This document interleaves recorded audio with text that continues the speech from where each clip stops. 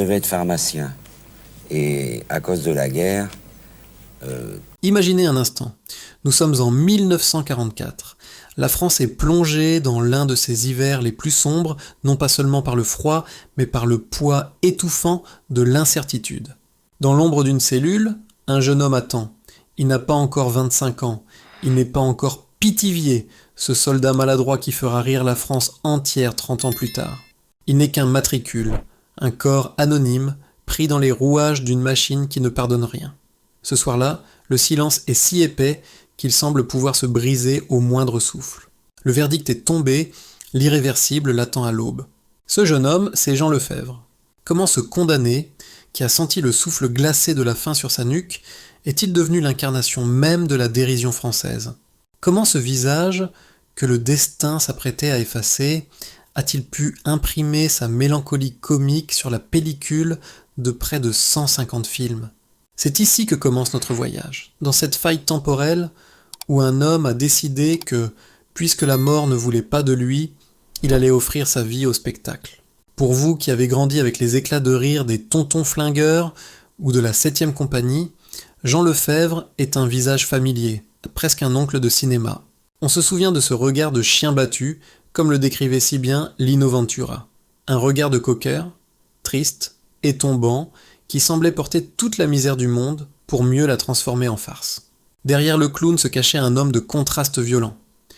Un homme qui aurait dû porter la blouse blanche des chirurgiens, succédant à une lignée de notables, mais qui a préféré les planches poussiéreuses des théâtres de boulevard.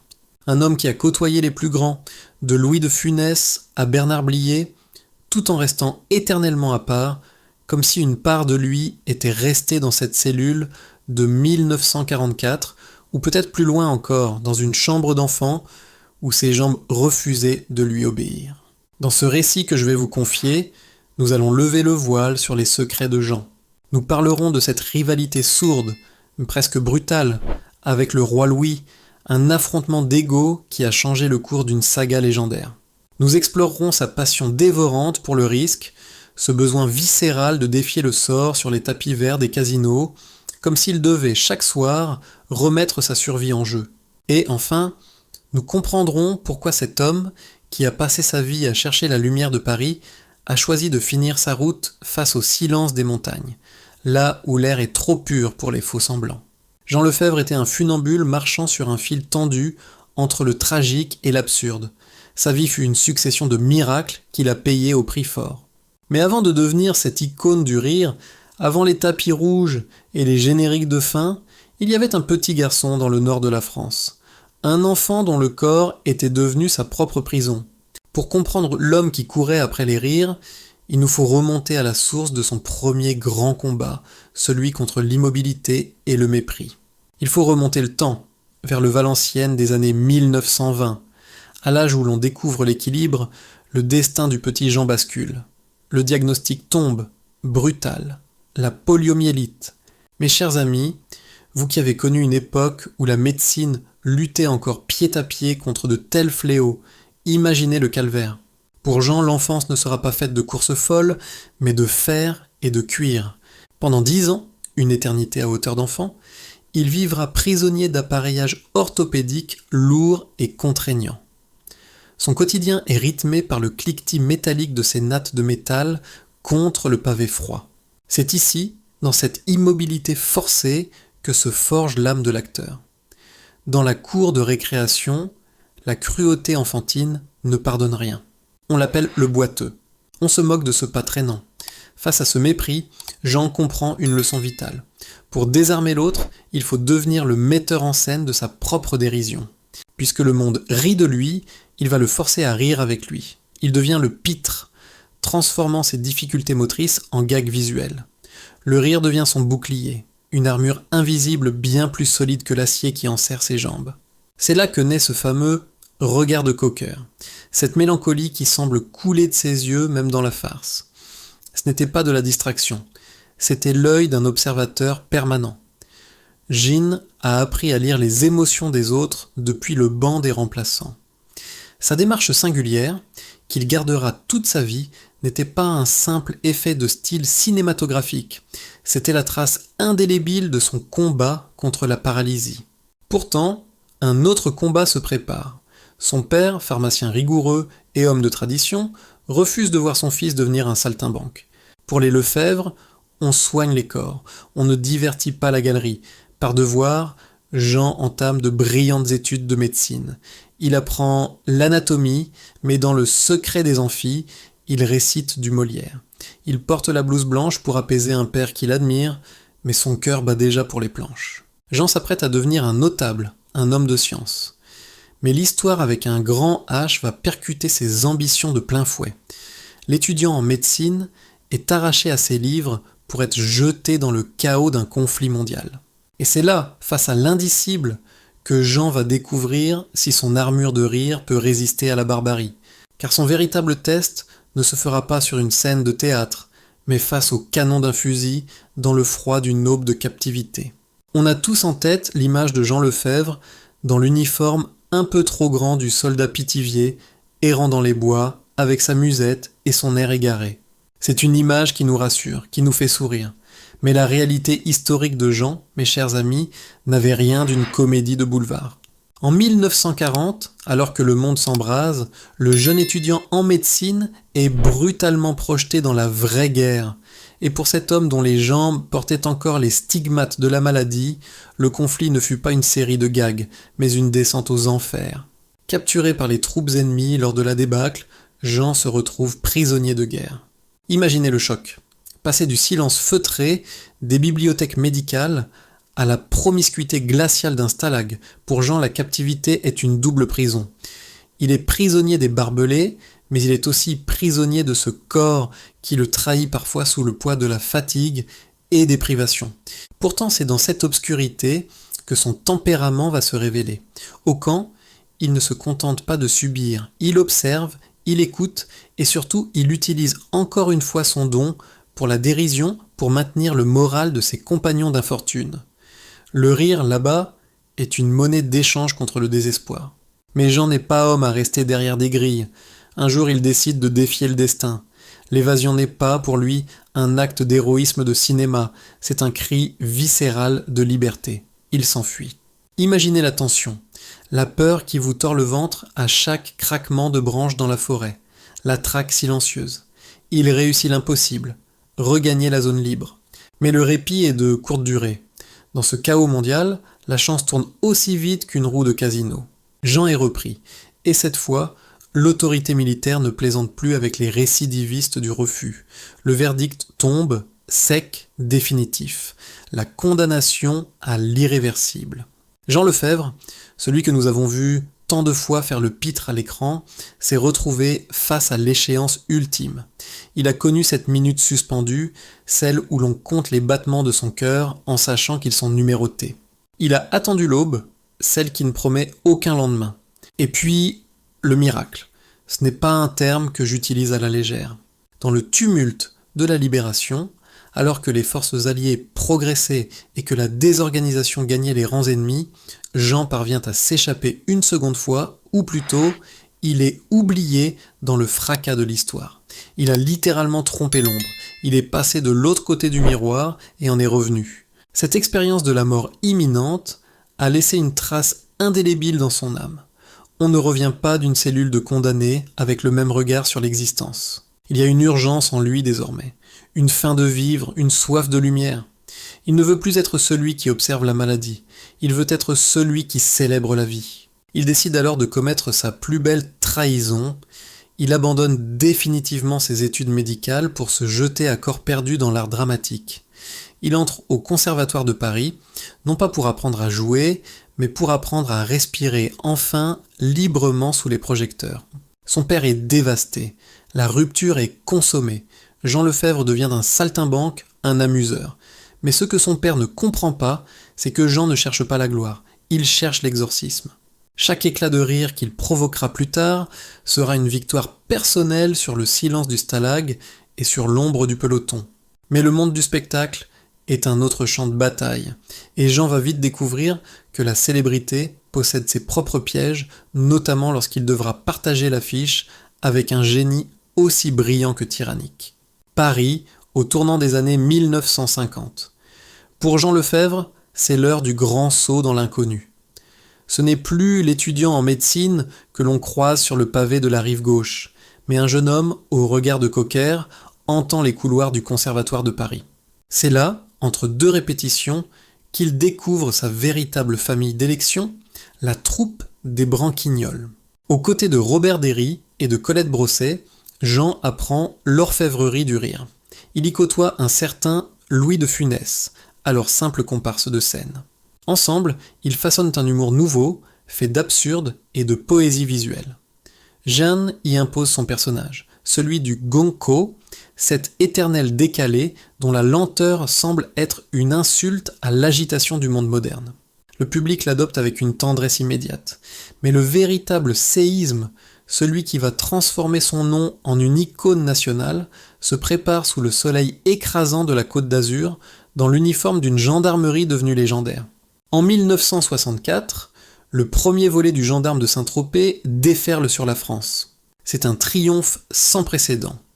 Jean y incarne Fougas, ce gendarme lunaire dont la passivité comique offre un contrepoint parfait à l'énergie volcanique et colérique de Louis de Funès. À l'écran, leur alchimie est une bénédiction pour le 7e art. Mais dans les coulisses, sur le plateau de tournage, une autre réalité, beaucoup plus acide, commence à s'immiscer entre les deux hommes. Louis de Funès était un artisan de la perfection, un chef d'orchestre exigeant jusqu'à la tyrannie, voulant contrôler chaque plan, chaque silence, chaque éclat de voix. Jean Lefebvre, fidèle à son tempérament de rescapé, était un amoureux de l'instinct, un partisan de l'improvisation qui aimait laisser la vie déborder du cadre. Deux conceptions de l'art se percutent violemment. Jean commence à ressentir une amertume profonde. Il découvre avec une douleur contenue que ses scènes les plus brillantes sont systématiquement amputées au montage. On l'efface, on le réduit au rang de simple figurant de luxe pour ne laisser toute la place qu'à l'astre central, le roi Louis. Le point de rupture est atteint au cœur de la saga. Jean ne supporte plus d'être ce faire-valoir dont on bride la créativité. Il se sent trahi par le réalisateur Jean Giraud, qu'il juge trop inféodé au désir du premier rôle. La tension sur le plateau devient électrique, faite de non-dits et de silences pesants entre les prises. Jean finit par poser un acte de fierté inouï. Il décide de quitter le navire au sommet de sa gloire. Sa sentence restera célèbre. On ne peut pas exister à côté de Louis. C'est une ombre immense qui recouvre tout. Ce départ fracassant aurait pu signer sa fin. Il n'en fut rien. Au contraire, en refusant de se soumettre à l'hégémonie de la star, Jean Lefebvre gagne le respect ultime du public. Il rebondit magistralement avec la saga de la 7e compagnie, où son personnage de Pithiviers achève de l'élever au rang de trésor national. Le rire qu'il suscite est massif, sincère, réparateur. Pourtant, cette victoire éclatante sur les égos et les studios cache une faille intérieure que rien ne semble pouvoir combler. Pour cet homme qui a frôlé l'indicible dans un stalag et lutté contre la paralysie de ses propres jambes, le succès reste une chose fragile, presque suspecte. Jean porte en lui une mélancolie que les applaudissements ne suffisent plus à apaiser. Alors que la France entière l'acclame, Jean commence à se perdre dans les couloirs feutrés des casinos, cherchant dans le tapis vert une vérité que le cinéma ne lui offrait plus. Mes chers amis, il est une facette de Jean Lefebvre que les magazines de l'époque effleuraient avec une pudeur parfois moqueuse, mais qui constituait en réalité le véritable moteur de sa vie d'homme, sa passion dévorante, presque mystique, pour le jeu.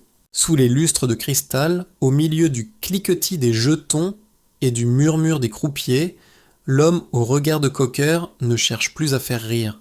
Il cherche le frisson pur, celui qui vous fait sentir vivant au bord du précipice. Pourquoi un homme qui a tout, la gloire, l'amour du public, le confort, ressent-il le besoin de miser sa fortune sur le rouge ou le noir ?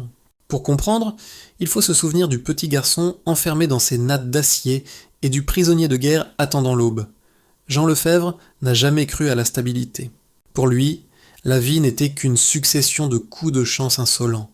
Le casino n'était pas un vice, c'était une métaphore de son existence. Il jouait comme il avait survécu avec une forme de fatalisme héroïque. Mais le jeu est une amante cruelle qui ne rend jamais ce qu'elle prend. Cette passion va transformer la fin de carrière de Jean en une course effrénée contre les dettes.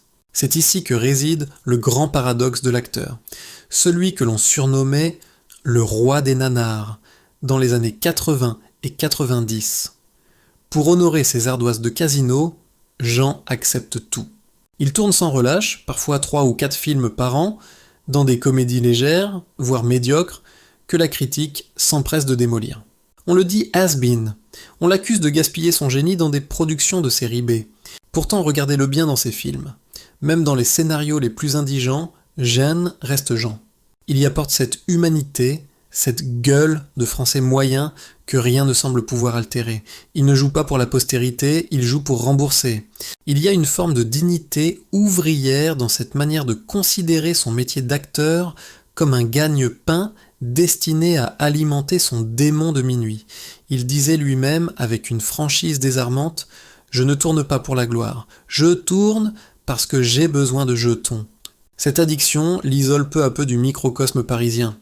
Il s'installe à Marrakech, officiellement pour le soleil et le repos, officieusement parce que les tapis verts y sont accueillants et que la pression médiatique y est moindre.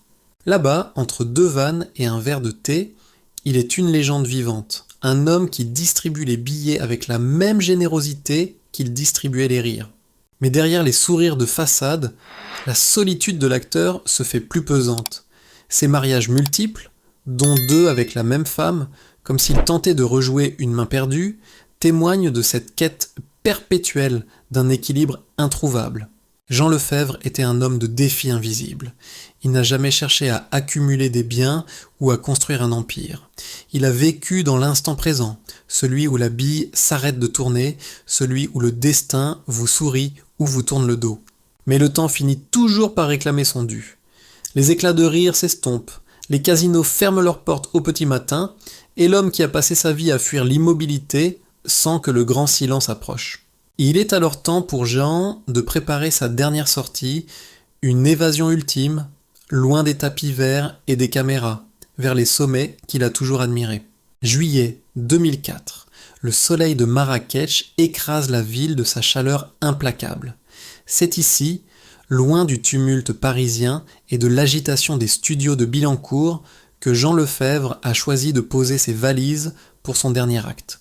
Dans sa résidence marocaine, l'homme de 84 ans contemple sans doute les montagnes de l'Atlas en repensant à la partie de cartes géantes qu'a été sa vie. Le 9 juillet, son cœur, ce muscle qui a battu plus fort que la normale devant les pelotons d'exécution et les tapis verts des casinos, finit par s'arrêter. Le gonco national tire sa révérence discrètement entre 2 éclats de lumière. Mes chers amis, la mort de Jean Lefebvre n'est pas seulement la fin d'une carrière de près de 150 films. Jean n'a jamais cherché à être un héros. Il a préféré être notre miroir, celui du français moyen, un peu dépassé, un peu maladroit, mais terriblement humain. Mais avant de s'en aller, Jean a exprimé un vœu ultime, une volonté qui résume à elle seule toute la poésie de son existence. Lui, le petit garçon qui a passé ses 10 premières années enfermé dans un carcan d'acier à cause de la poliomyélite, lui, dont les jambes n'étaient aucune prison de douleur et de honte, a demandé que ses cendres ne soient pas enfermées dans un tombeau de marbre froid. Il a voulu être dispersé au sommet du Mont Blanc. Réfléchissez-y un instant. Quelle plus belle revanche sur le destin. L'enfant qui ne pouvait pas courir a choisi de s'envoler au-dessus du plus haut sommet d'Europe. C'est là, dans l'éternité des neiges immaculées, que Jean Lefebvre a trouvé sa liberté définitive. Libéré du poids de l'âge, libéré des dettes de jeu, libéré de l'ombre des géants comme de Funès. Il est devenu le souffle de vent qui parcourt les Alpes, léger, enfin, comme un rire qui s'élève dans l'azur. Alors, que reste-t-il de Jean aujourd'hui ? Il reste Pithiviers et sa démarche chaloupée, il reste Fougas et son regard de cocker égaré, il reste Paul Wolfoni et sa diplomatie un peu brute. Mais il reste surtout une leçon de courage invisible. Jean Lefebvre nous a appris que l'on peut transformer la tragédie en comédie, que l'on peut transformer ses faiblesses en une force universelle. Il nous a montré que même lorsque la vie vous condamne à l'immobilité ou au silence, le rire est la seule arme qui vaille la peine d'être dégainée.